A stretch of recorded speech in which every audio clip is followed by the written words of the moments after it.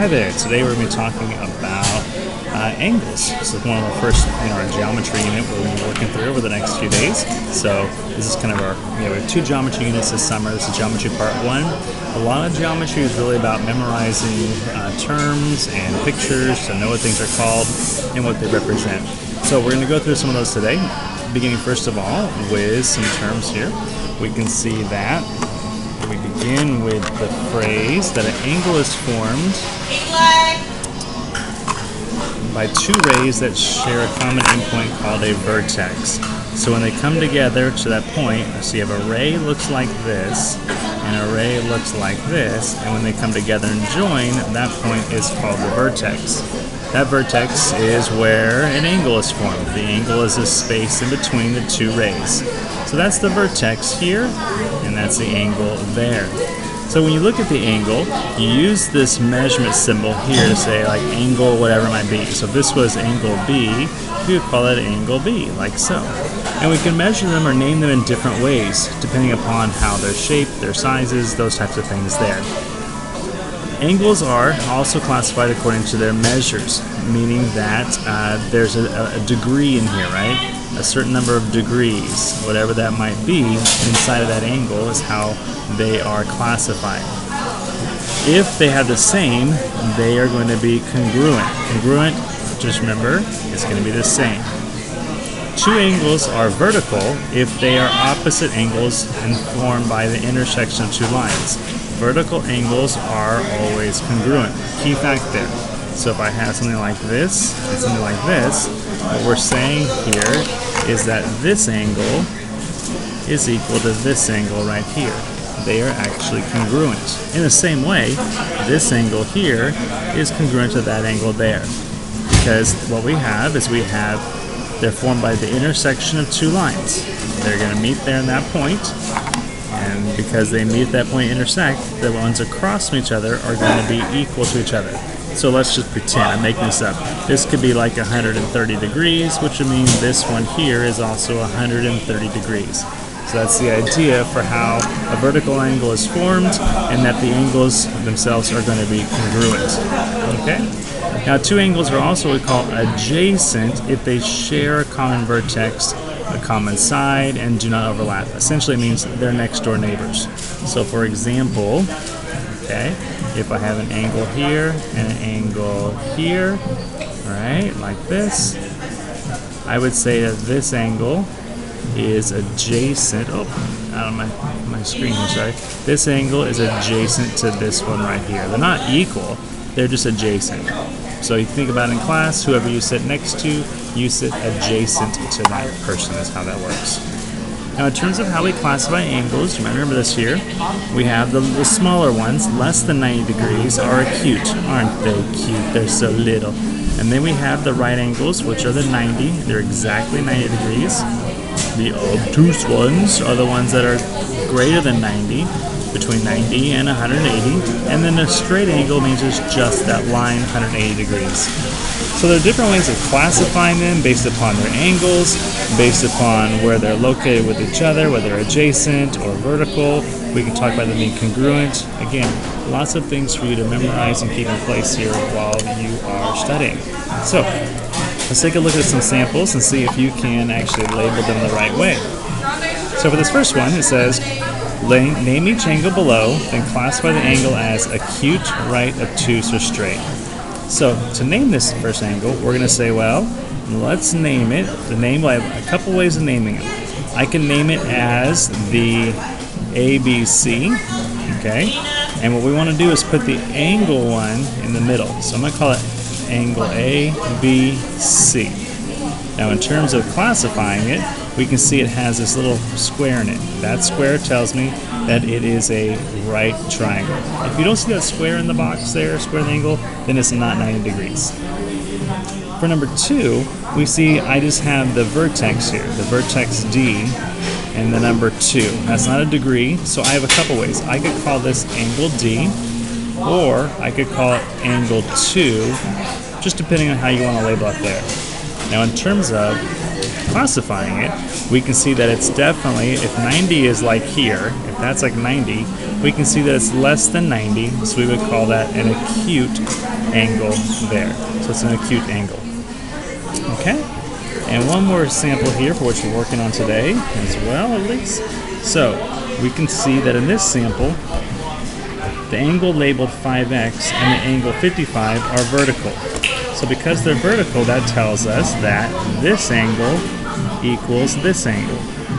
And we could think about our last lesson. That means that 5x is equal to 55. Could we find out what the value of x is? Of course we could.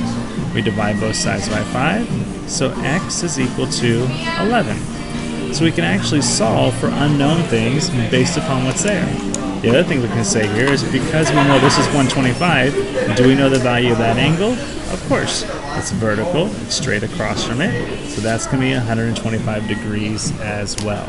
So knowing something about portions of these angles helps us solve other parts as well. So again, a couple more examples. Labeling this one here, we would label this as angle H, and we would say it's less than 90 degrees, so it is an acute angle.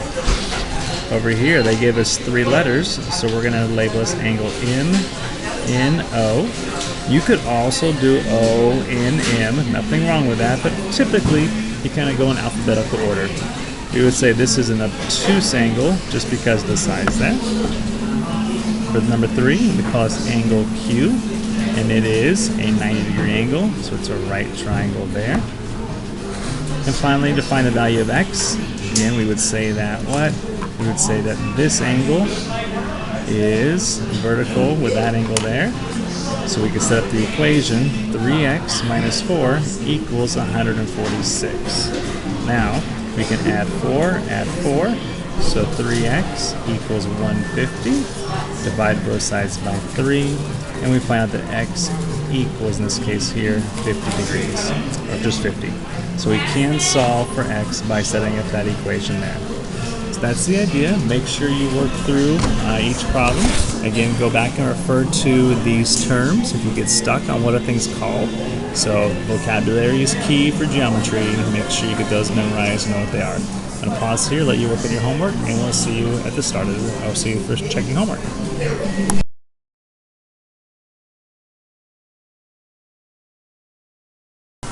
Alright, homework time. We're going to go ahead and classify each angle as acute, obtuse, right, or straight. Remember, acute is going to be the small ones, obtuse is going to be the larger ones, the right are going to be like a square, and straight means it's like a line. Okay? So, for number 1, we're doing all of these, by the way. Number 1 is obtuse. Number 2, we have that 90 degrees. We call that a right. Number 3, it's smaller than 90, so that's acute. Number 4 is straight. 5, probably looking at this part right here, so we call that obtuse. Number 6 is acute. 7 excuse me, is right. Number 8 is acute. And number 9 is this big chunk there. We would call that obtuse as well. Okay, now let's see if we can estimate each one of these in terms of degrees. If that's a straight line is always going to be about 180 degrees. A right angle, especially when it's labeled, is going to be 90 degrees. And this one, which is a little interesting, what they're wanting to say is what's the measurement from here all the way around to there is the idea. Well, this may be one you weren't sure about. We can talk about it in our little lesson. A whole way around is going to be 360 degrees. We can see we're not including this 90 degree part here. So if I eliminate that, to go 3/4 the way around is 270 degrees. Okay, last part here, number 13, 14, and 15. I want to name the acute angles. Well, a couple acute angles. We have one over here is acute. We have one right here that's acute. We have one right here that's acute. I'm drawing them with different numbers of lines just to show that I'm not saying they're equal, they're just acute. So we could say HJK, HJK. We could say KJL, KJL. And we could say LJM. And angle LJM. For obtuse angles, we want to go bigger than 90. I have one here, right, that one there, which would be angle HJL. I can also go here, HJM, right, all the way that way, angle HJM. And I could also, not sure, this one's tough. I don't know if I could go here, because I don't know if that almost looks 90, so I probably wouldn't include that one. I probably should include those two. Okay, name two angles that are adjacent. So adjacent, I could do angle HJK, and angle, so I can go here, and I can go here, angle KJL, or I could do angle KJL, and angle like this one, and this one, LJM. So a couple options there for what you want to do. You decide, doesn't make a difference. Okay? So just things you memorize, things you get all in place. Good luck with that. We'll see you at the next lesson.